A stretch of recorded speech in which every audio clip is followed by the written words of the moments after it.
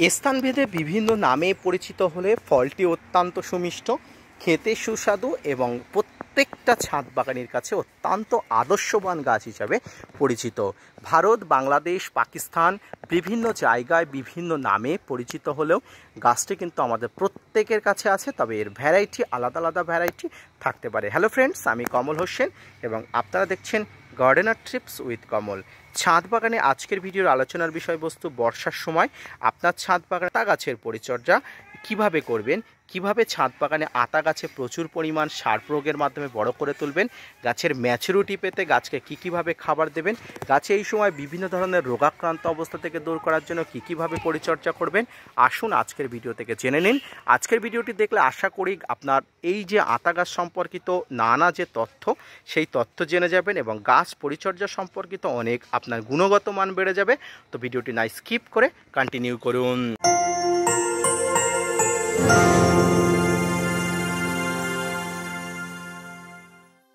দর্শক, আতা বা শরীফা স্থানভেদে বিভিন্ন নামে পরিচিত। প্রথমেই বলেছি ভারত, বাংলাদেশ বিভিন্ন জায়গায় এটি আতা নামে পরিচিত হলেও পাকিস্তানে এটি শরীফা নামে পরিচিত হয়। যদিও ভারত বাংলাদেশের বিভিন্ন স্থানে শরীফা নামেও অনেক পরিচিত। তো যাই হোক না কেন, ফলটি একই, খেতে একই, স্বাদে একই। বিভিন্ন জায়গায় কিন্তু এর ফলন কিন্তু বিভিন্ন ধরনের নির্ভর করে, কারণ আবহাওয়ার উপরে কিন্তু নির্ভর করে। তাই আজকের ভিডিওতে দেখাবো এই যে বর্ষাতে আমার ছাদ বাগানে আতা গাছে কিভাবে পরিচর্যা করছি, গাছটি কিভাবে বেড়ে উঠছে, গাছ বেড়ে ওঠার জন্য এই সময় কি পরিচর্যা করছি এবং এই সময় আতা গাছটি দেখুন কি বৃহৎ আকারে হয়ে গেছে। এই বৃহৎ আকারে হবার পিছনে কি কি খাবার দিচ্ছি আসুন বলে দিই।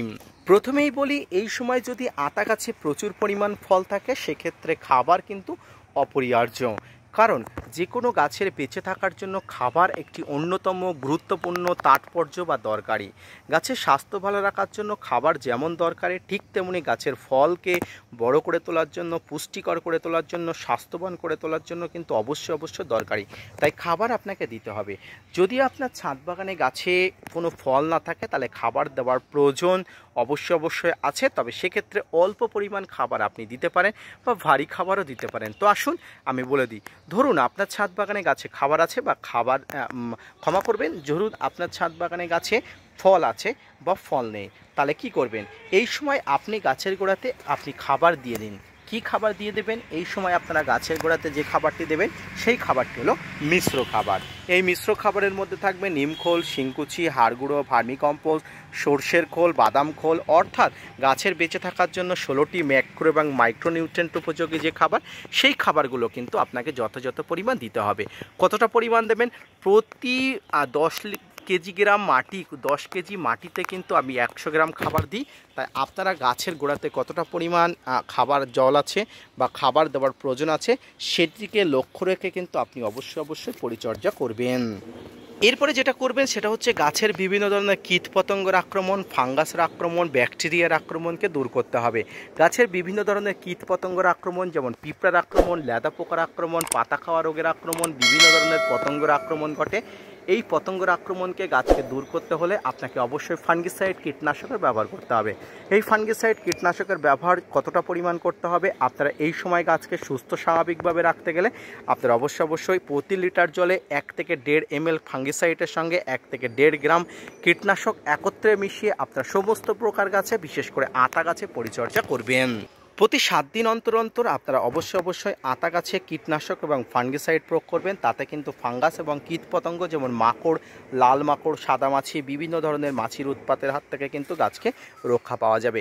দর্শক, এর পরবর্তীতে গাছে আপনাকে কিছু করার দরকার নেই। যদি গাছে প্রচুর পরিমাণ ফল থাকে তাহলে অবশ্যই আপনাকে মাইক্রোনিউট্রিয়েন্ট, বোরন বা অনুখাদ্য বা পটাশের সমন্বিত যে খাবার সেটি কিন্তু প্রয়োগ করতে হবে।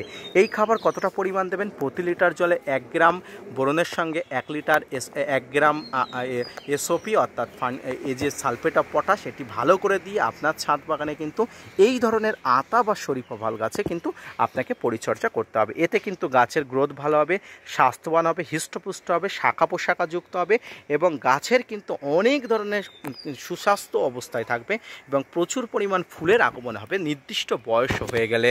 যে কোনো গাছকে বড় করে তোলার জন্য দরকার প্রয়োজনীয় যে পরিচর্যা, সেই পরিচর্যা যতদূর আপনারা করতে পারবেন ততদূর করবেন। বাকিটা কিন্তু গাছ ধীরে ধীরে মাটির সঙ্গে সারভাইভ করে নিয়ে গাছ বড় হয়ে উঠবে, গাছের স্বাস্থ্যবান হবে, গাছ প্রচুর পরিমাণ শাখা পোশাখা ছাড়িয়ে কিন্তু অনেক সময় বড় হয়ে উঠবে।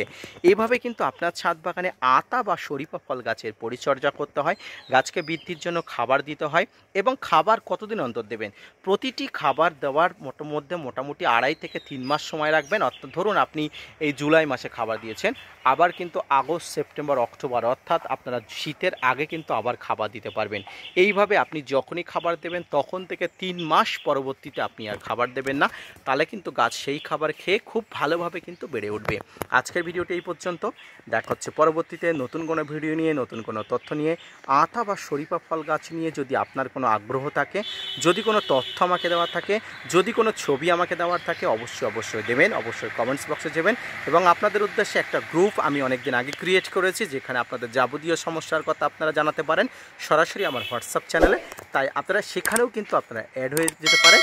এই হোয়াটসঅ্যাপ চ্যানেলের লিঙ্ক আপনারা অবশ্যই ডিসক্রিপশানে বক্সে পাবেন, সেখান থেকে কিন্তু আপনারা সেই হোয়াটসঅ্যাপ চ্যানেলে চলে আসতে পারেন। আপনাদের যাবতীয় সমস্যা কিন্তু তৎক্ষণাৎ উত্তর পেয়ে যাবেন, কারণ সেখানে নানা অভিজ্ঞ এবং বিজ্ঞ লোকের সমাহার রয়েছে।